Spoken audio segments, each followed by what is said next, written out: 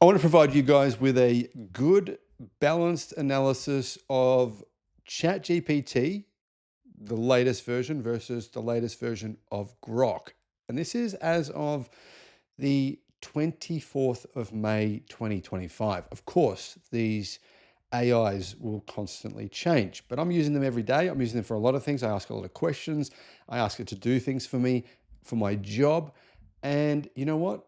I just canceled my subscription to ChatGPT. I was paying 500 Australian dollars a month, 500 a month. And you know what I'm paying for Grok? I paid $500 for an entire year for Grok. And I'm telling you now that there's a reason that I canceled ChatGPT. Now, I have gone onto the cheaper subscription for ChatGPT. It's $20 a month.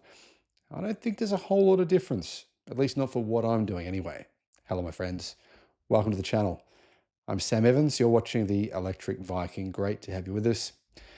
I've recently been using ChatGPT and Grok for this job here, running a YouTube channel, coming up with titles, ideas, asking questions around the automotive industry, around finances, around analysis. And I also been asking it basically personal questions, how to deal with certain situations. I've asked it questions based on my personal thinking. I think I'd probably think differently to a lot of people. And what I mean by that is we all have our own ethics, morals, we all have our own perspectives. And I've found that, well, Grok has become incredibly good at responding to your own personal morality. Now, I'm not going to disclose on the channel the way that I think about things, my values, whatever. But I will tell you that giving Grok and ChatGPT prompts, I've found that on the $500 a year platform for Grok, the responses are more nuanced, more powerful, more detailed than ChatGPT's $500 a month. And this is not for one question. I'm talking probably hundreds of inputs over the course of the last couple of months, hundreds of inputs. And I've tried using every version of ChatGPT. So this is another issue here, guys. I've Googled this stuff. I'm like, what is the best ChatGPT to use? There's what, 7 different models. I've used all of them, and some of them are very similar to others, to be honest. There's 4.5, there's 4, there's O1 Pro mode, there's O3, there's O4 Mini, O4 Mini High, 4.1, and there's 4.1 Mini. So honestly, I think it's absolutely ridiculous that ChatGPT thinks there's having 8 different ChatGPTs that you can use, 8 different models would be a good idea. I also have, well, what I do is I have 4 different tabs open for ChatGPT for 4 different models, and I'll put in my questions on all the 4 different models just to try and cover everything off, and I'm going to get different answers with each model. That's what happens. Grok, there's only one model, so I don't have to worry about all that. And I can tell you that I'd say 9 out of 10 times the answer on Grok beats the answer on ChatGPT. And I'm talking about the answers from 4 different models on ChatGPT. That's a pretty compelling response. And what's compelling about it is the price difference is so big. Now, I'm comparing here, guys. I haven't yet gone off the $500 a month subscription for ChatGPT because I just canceled it yesterday. So I'm still able to use that expensive version, and it's not better than Grok. Now, don't get me wrong. I have a different line of work than a lot of people. There's a lot of people who do coding. A lot of people do work in mathematics and physics. That's going to be different. But my responses to asking it personal questions, asking it strategy questions, asking for YouTube titles, YouTube video captions and ideas and conceptual things, I found that most of the time Grok is now better. That did not used to be the case. So what you're going to find is you're going to probably have coming into this and thinking, oh, hang on a minute, my opinion, I have a different opinion to you, Sam. I don't agree based on XXX. However, this video, as of today, is completely as of this second. I mean, I've used both ChatGPT and Grok today, many different questions. So it's very, very valid to what I'm doing, and it's very up to date and very new. Now, of course, this video is going to be pointless in 6 months.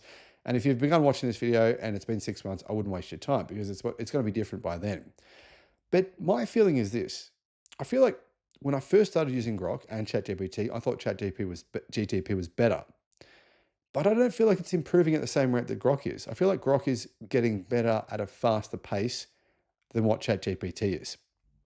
Now, as I said before, it really does depend on what you're doing. And here's the other thing. What are your prompts? How are you wording your prompts?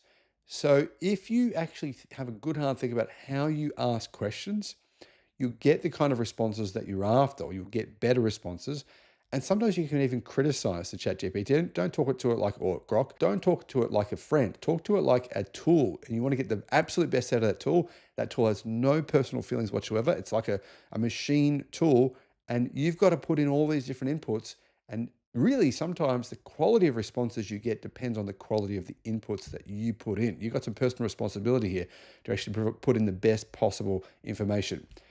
Now, my final point, and it's a very important one. You can use this for so many areas of your life, right? You can use this for your interpersonal relationships. You can use this for parenting. You can use this for how to handle a difficult situation at work. You can use this for so many different angles, so many different ways. And it's taken me a long time to really get my head around that and to really start going, why am I trying to work this out myself? I'm not smarter than this. This is smarter than...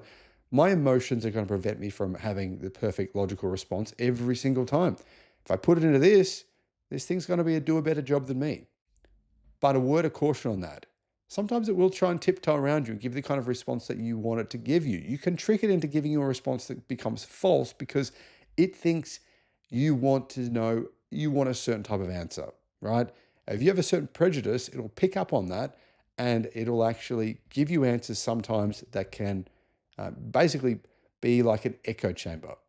So be careful about that. Be careful. Tell it you don't want it to, you want it to be objective. You don't want it to focus on any of your personal feelings. Give you the most objective answer possible. And that will help you with your responses. Like I said, I've canceled ChatGPT, the $500 a month plan. It just wasn't good enough for me to justify it. Gone back onto the $20 a month plan. And with Grok, I paid for the 12-month subscription, which was $500. Now, these are all prices in Australian dollars, but it doesn't really matter. You get the point. And the point is, for some reason, Grok seems to be doing a better job and improving faster, at least lately anyway. Let me know your thoughts. What's your experience been? Let me know in the comments. Bye-bye.